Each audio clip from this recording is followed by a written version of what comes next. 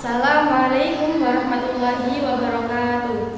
Alhamdulillahirabbil alamin wa bihi nasta'inu ala umuri dunya waddin. Wassalatu wassalamu ala asyrafil anbiya'i wal mursalin sayyidina maulana Muhammadin wa ala alihi wa sahbihi ajma'in, amma ba'd.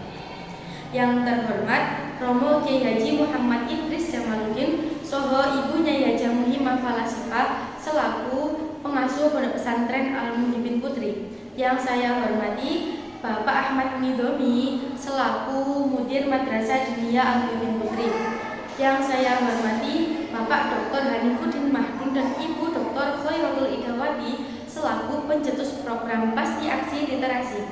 Yang saya sayangi kedua orang tua saya yang berada di rumah. Dan tak lupa teman-teman kelas 6 Madrasah Diniyah Al Muhibbin Putri yang berbahagia.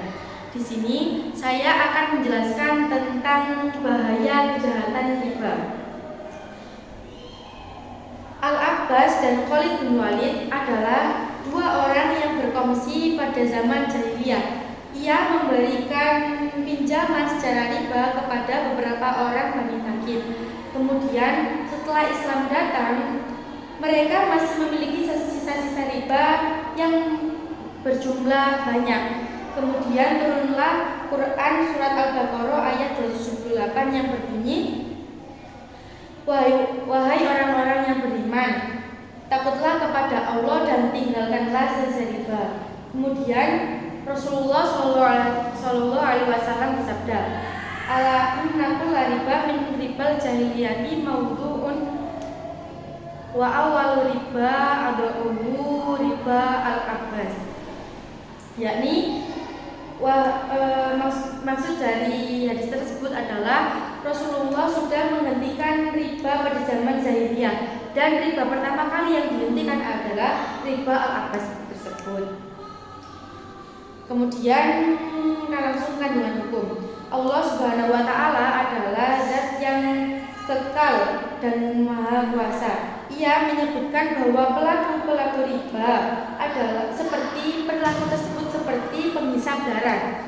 Pada hari kiamat nanti ia akan dibangunkan, tetapi dalam keadaan sempoyongan seperti disurupi oleh setan. Kemudian ia terjatuh lalu bangun kembali. Ia tidak dapat berdiri dengan tegak karena disurupi oleh setan tersebut. Maka hal tersebut terjadi karena ia telah menghalalkan yang telah diharamkan oleh Allah. Kemudian ada yang membantah bahwa kan sama saja riba sama jual beli. Jelas beda. Kalau riba ini pasti adanya pertambahan yang diberatkan kepada sang penghutang. Sedangkan kalau jual beli pasti adanya kesamaan yang telah disebutkan adanya manfaat dari kontraksi tersebut. Selanjutnya, hal itu terdapat pada Quran surat Al-Maidah ayat 100. Di sini saya akan menjelaskan tentang tahapan-tahapan pengharaman riba. Yang pertama, Quran surat An-Nur ayat 39. Yang kedua, Quran surat An-Nisa ayat 160 dan 161, dan Quran surat Al-Imran ayat 130. Yang terakhir, Quran Al-Baqarah ayat 278 dan 279. Tahapan yang pertama yakni dalam Quran surat An-Nur ayat 39 ini Allah masih mensifati murkanya terhadap perilaku riba, tetapi belum sampai mengharamkan. Kemudian yang Quran surat An-Nisa ayat 160 dan 161 Allah telah melenyapkan perilaku riba. Yang ketiga, Quran surat Al-Imran ayat 130 ini Allah sudah mengharamkan, tetapi mengharamkannya ini masih bersifat sebagian, yakni juz'i, belum seluruhnya. Yang terakhir, Quran surat Al-Baqarah ayat 278 dan 279 ini Allah telah mengharamkan secara total. Jadi dalam 4 tahapan ini Allah mengharamkan secara totalnya itu pada Quran surat Al-Baqarah ayat 278 dan 279. Selanjutnya, riba manakah yang diharamkan oleh syariat itu? Yang pertama ini sebelumnya riba itu ada dua, yakni riba nasi'ah dan riba fadl. Riba nasi'ah ini adalah riba yang seperti yang contohnya riba nasi'ah ini adalah seseorang yang memberikan harta atau uang dengan diberi masa atau diberi jatuh tempo, baik sebulan ataupun setahun.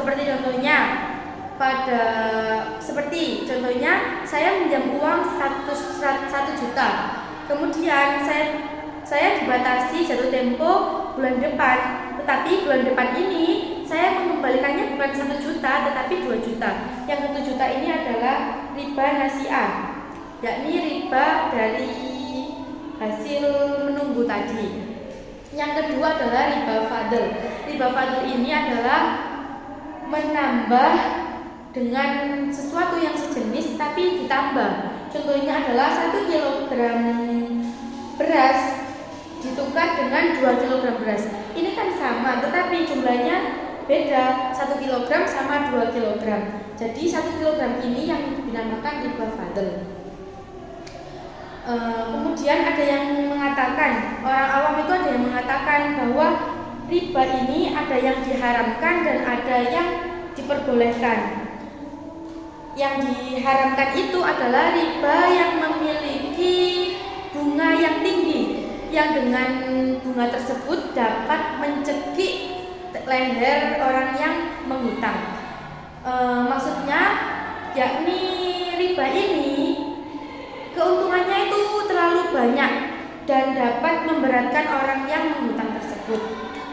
Hal ini jelas-jelas tidak diperbolehkan. Selanjutnya ada yang mengatakan riba yang diperbolehkan, yakni yang tidak lebih dari 2% atau 3% ribanya itu.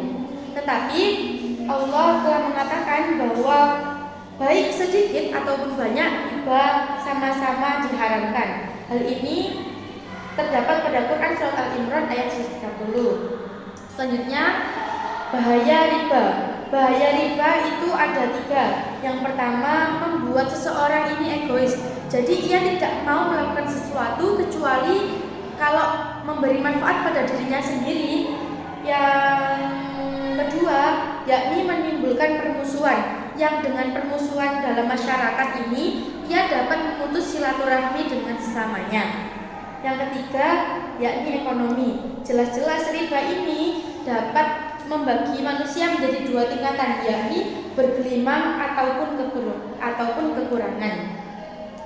Cukup sekian dari saya, kurang lebihnya mohon maaf. Wassalamualaikum warahmatullahi wabarakatuh.